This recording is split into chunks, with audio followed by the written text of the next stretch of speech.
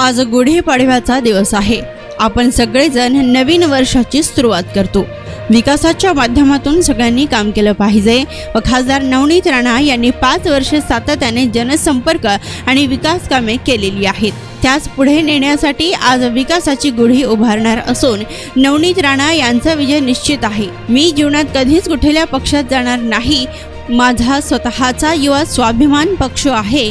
माझा भाजपला पाठिंबा असल्याचं आमदार रवी राणा यांनी यावेळी म्हटलंय। आता असं आहे, आज तो गुढीपाडव्याचा दिवस आहे। सगळ्यांना माझा सल्ला आहे की नवीन वर्ष मराठी माणसाचं एक नवीन वर्षाची आपण सुरुवात करतो। विकासाच्या माध्यमातून, पॉझिटिव्ह विचाराच्या माध्यमातून प्रत्येकाने काम केलं पाहिजे। ज्या पद्धतीने अमरावती जिल्ह्यामध्ये नवनीत राणांनी 5 वर्ष सातत्याने जनसंपर्क आणि विकास कामं केले, त्याला पुढे नेण्यासाठी ही विकासाची गुढी आम्ही या ठिकाणी उभारत आहे आणि विजय निश्चित आहे। या विजयाच्या माध्यमातून केलेल्या कामाची पावती ही खऱ्या अर्थानं गुढीच्या माध्यमातून मिळणार आहे। आम्हाला सगळ्यात उंच गुढी आम्ही अमरावतीमध्ये या ठिकाणी उभारलेली आहे आणि मला असं वाटतं की जे टीका टिप्पणी करतात त्यांना मला सांगणं आहे की एखाद्या विषयावर टीका टिप्पणी करताना त्याचा स्तर घसरला नाही पाहिजे। आपल्या मर्यादामध्ये राहून प्रत्येकाने बोललं पाहिजे। कोण कशामुळं आलं, कोणी काय केलं, त्यापेक्षा जनतेच्या हृदयामध्ये काय, आज जनतेच्या हृदयामध्ये मोदीजी आहे। मोदीजींचं कर्तृत्व जे आहे ते जनता त्याला स्वीकारत आहे। अमरावती जिल्ह्यामध्ये नवनीत राणांचं जे कर्तृत्व जे आहे ते अमरावती जिल्ह्याची जनता त्याला पूर्ण स्वागत करत आहे। तर कर्तृत्वानं माणूस ओळखला गेला पाहिजे। नुसतं बोलून काही मिळत नाही। बोलल्यापेक्षा आपलं कर्तृत्व काय आहे, आपण काय बोलतो, काय करतो, आपली किती किंमत आहे ते तपासली पाहिजे, मग बोललं पाहिजे। आज दरवर्षीप्रमाणे नेहमी या काळामध्येच आपलं पार्लमेंट राहायचं, तर दरवर्षी मी दिल्लीमध्ये दरवर्षी गुढीपाडव्याचा सण मी साजरा केला, कारण की हिंदू महाराष्ट्रचं नवीन वर्षाची सुरुवात आजपासून होत आहे। आणि आज आम्ही माझं जे मुख्य कार्यालय आहे तिथे गुढी उभारून आज आम्ही विकासाची नवीन भरारी आणि देशाचे प्रगतीसाठी आपण आज ही गुढी अमरावतीमध्ये मुख्य कार्यालय पर उभी केली आहे। आणि त्याच्यासोबत आज आपण माझे प्रचाराचा नारळ फोडून आज आपण सुरुवातसुद्धा करणार आहे याच्या नंतर कारण की हिंदू महाराष्ट्र नवीन वर्षाची आज सुरुवात आहे आणि ते याच्यापेक्षा चांगला दिवस आपल्यासाठी कोणासाठी होऊ शकत नाही जे महाराष्ट्रामध्ये राहतात। आणि सगळ्यांना आपले प्रेक्षकांना माझेकडनं हिंदू महाराष्ट्र नवीन वर्षाचे मनापासून खूप खूप शुभेच्छा। काय सांगाल, कशी सुरू आहे प्रचार यात्रा तुमची? मला असं वाटतं ज्या दिवशी माझा रिझल्ट लागला होता 2019मध्ये तेव्हापासून माझा परत प्रचार सुरू झाला होता। कामाला मी सुरुवात केली होती आणि नवीन काही करण्याची आणि नवीन काही खूप मोठा प्रेशर आहे डोक्यावर असं काही ना घेताना 5 वर्ष जे काम केले त्याला आजसुद्धा तसंच प्रकारे लोकांसोबत संपर्क साधणे, लोकांमध्ये राहणे, लोकांना आपले कामाची माहिती देणे आणि कारण की सगळे सण, रोजचे कार्यक्रम, रोजचे प्रोग्राम, रोजचे विकासाचे हे दरवर्षी मी नेहमी मी या प्रकारचेच करत राहत होती। तर काही खूप जास्त वेगळं नाही आहे, पण प्रचार आहे, तर प्रचाराला प्रचारासारखं जगा लागतं। काही मागच्या 5 वर्षात तुम्ही अनेक धोरणात्मक याच्यावर डिबेटमध्ये सहभागी होत्या।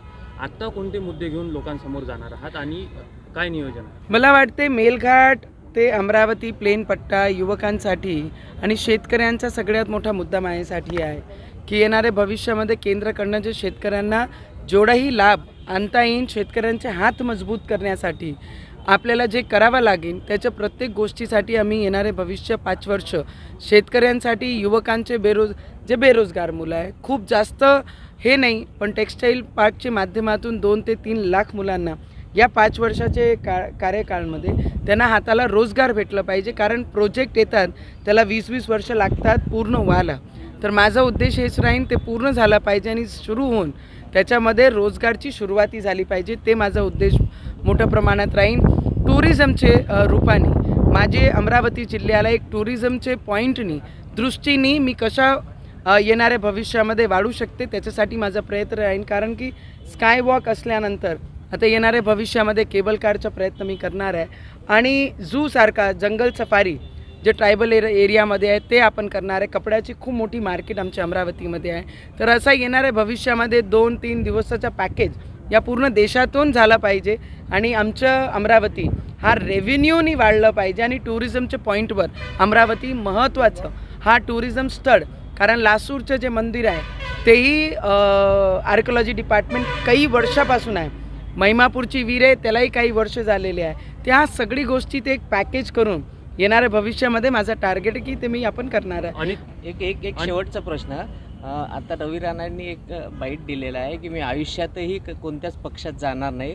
तुम्ही आता भाजपच्या झालेल्या आहे, त्यामुळे रवी राणांना भाजपमध्ये घेण्याचा प्रयत्न करणार. मी आपल्याला एवढंच सांगू शकते, मी भारतीय जनता पार्टीमध्ये गेली आणि काही लोक याच्यावरही बोलतात आहे.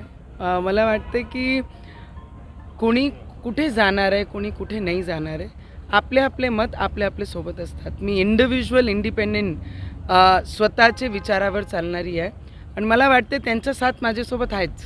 ते स्वाभिमान ज्यांनी निर्माण केलं, लहान ते मोठी केली, त्यांना भारतीय जनता पार्टीमध्ये आणण्यासाठी ते मी नाही म्हणू शकत, मी आग्रही करू शकत नाही. कारण की एक लहान पार्टीतून आपले स्वतःचं विश्व निर्माण करणारे रवीजींनी स्वाभिमानचे माध्यमातून 3दा आमदार 1दा खासदार त्या पक्षाने बनवलेला आहे. तर मला वाटते त्यांचा अधिकार हे त्यांचा आहे आणि माझा अधिकार, आणि मी एक कार्यकर्ता भारतीय जनता पार्टीची म्हणून आपल्याला एवढंच सांगू शकते की येणाऱ्या भविष्यामध्ये 6 विधानसभा जे लोकसभामध्ये येतात त्या 6ही विधानसभामध्ये भारतीय जनता पार्टीच्या येणाऱ्या काळामध्ये आमदार राहीन, जे आज आम्ही एकही नाही आहे. त्यात बडनेरा पण राहील. भारतीय जनता पार्टीचे समर्थक राहील, नाही तर भारतीय जनता पार्टीचा सपोर्ट घेऊन ते लढण. 100% आम्ही सोबत आहे, त्याच्यामध्ये काही शंका नाही. जे उलटसुलट जेही लोक बोलतात आहे त्यांना विनंती करते, नवीन वर्षाची सुरुवात आहे तर सगळ्यांनी गोड गोड बोलून आपल्या नवीन वर्षाची जीवनात सुरुवात आपण सगळ्यांनी केली पाहिजे. जिल्ह्यात कृषीचा माल जो आहे एकूण मोठ्या प्रमाणात आहे, संत्रा मोठ्या प्रमाणात आहे. या संदर्भात आपण काय करणार आहात पुढच्या या संदर्भात?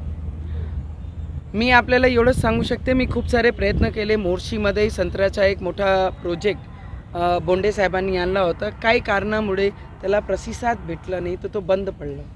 त्याच्यासाठी मार्केट उपलब्ध व्हावी, त्याच्यासाठी जे मोठं स्तराने प्रोडक्टच्या आउटगोईंग जर सुरू झाली तर कोणताही प्रोजेक्ट आणून त्याला फायदा राहील. आज अचलपूरमध्ये MIDC सारखं मोठा MIDC ते किती वर्षापासून बंद आहे, पण लोकप्रतिनिधी फक्त राजकारण करण्यात बिझी आहे.